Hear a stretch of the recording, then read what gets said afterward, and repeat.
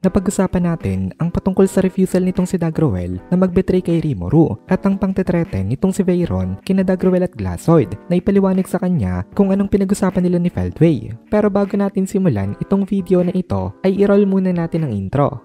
Hello everyone and welcome to my channel, ang inyong source ng Tagalog na Tansura Contents. Sa channel na ito ay pinag-uusapan natin ang mga nangyayari sa may Tansura universe. So without further ado, let's get into the video.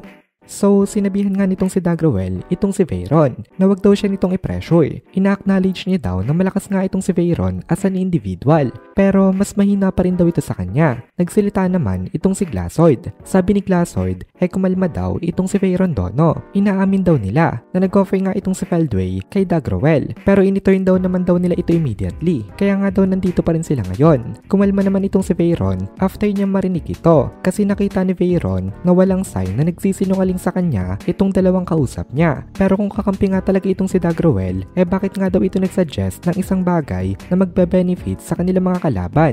Yun nga yung suggestion nito during the Walpurgis. Kaya inibring up ito nitong si Veyron dito. Sabi ni Veyron, concerned daw ang kanyang lady patungkol sa questionable actions nitong si Dagruel sama. Gusto niya daw na makarinig dito ng clear explanation. Then biglang dumating itong si Ultima. Sabi ni Ultima, gusto daw humingi ng tulong nitong si Dagruel kay Rimuru sama nung una. Pero nagbigay nga ito ng statement na mag-aaros ng suspicion patungkol sa kanya na involved siya sa mga kalaban. Mukhang sinadya daw ito nitong si Dagruel. Napangiti naman itong si Dagruel dito at nag-reply siya kay Ultima na excellent daw. As expected of his old nemesis, naiintindihan daw ito nito. Mabuti na lang daw at itong si Ultima at hindi si Carrera ang ipinadal sa kanya na relieve itong si Dagruel. Kasi kung si Carrera ang nandito, nagpasabog na yun kanina. The moment pa lang na nalaman niyang kinontak nitong si Feldway itong si Dagruel.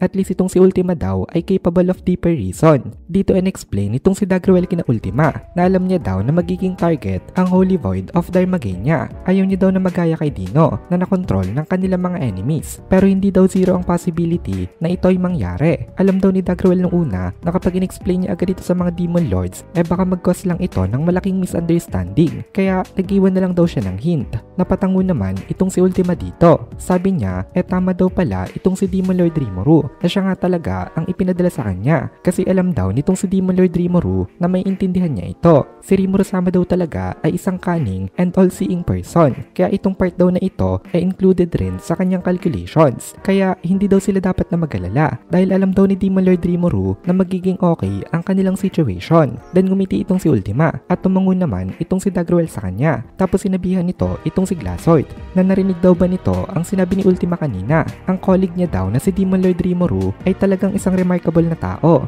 Alam niya na daw nung una na parang mata daw ng Diyos ang mga mata nito. Isang patunay na daw doon kung paano nito inihandle si Clayman. Kaya confident daw siya na makikita ni Demon Lord Rimuru yung hint na kanyang iniwanan. At ngayon nga itong si Ultima ang ipinadala nito dito. Never daw talagang nag-disappoint itong si Demon Lord Rimuru. Nagkakasundo itong sila Dagruel at Ultima sa taas ng pagtingin nila dito. Pero ang reality wala namang alam itong si Rimuru patungkol sa kanilang mga sinasabi. Para kay Rimuru isa itong malaking misunderstanding. Pero at least nagkabati itong dalawa nang dahil nga sa kanya. Sabi nitong si Ultima gawin daw nilang dalawa ang mga best nila. Hanggang sa dumating daw dito itong si Rimuru sama. Nag-reply naman itong si Veyron na siya daw ay under ng command nitong si Lady Ultima. Wawasakin niya daw ang kahit na sino na hadlang sa kanila dito. And with that, sumugod na itong sila Ultima at Veyron sa may battle. Then nagsalita rin itong si Dagruel na siya rin daw kailangan gawin ng part niya. Kailangan niya daw napigilan itong kanilang kapatid na si Fen. Magiging mahirap daw ito kahit na para sa kanya. Pero siya lang daw ang may kakayahan na makapigil nga dito. Sabi naman ni Glazoid,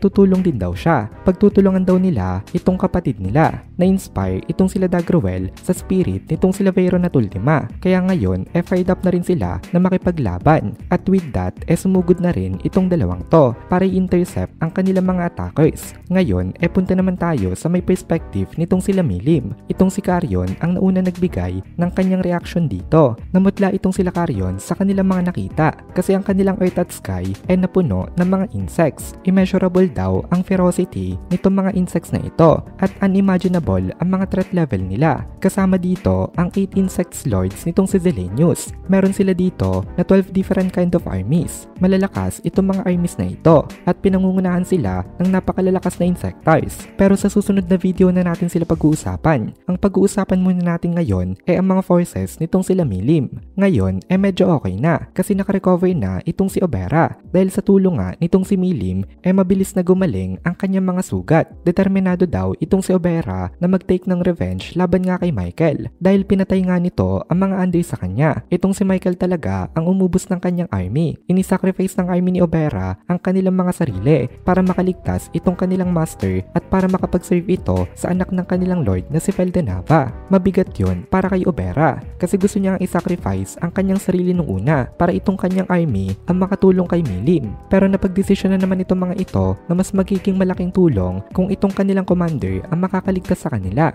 Malakas ang galit nitong si Obera pero kahit nagaano pa siya kadeterminado ay hindi pa rin nawawala ang pakiramdam na kaba nung nakita niya rin ang army of the insects na pasugod nga sa kanila kasi talagang milyon-milyon ang mga bilang nitong mga insects na ito. At dito na muna natin tatapusin itong video na ito. Kung nagugustuhan mo itong mga videos natin ay please consider joining the membership para mapanood mo na agad ang mga kasunod na part dahil palaging advance ang ating mga members. Also, ay please consider leaving a like at mag-comment ka na din para ma-boost naman tayo ng algorithm.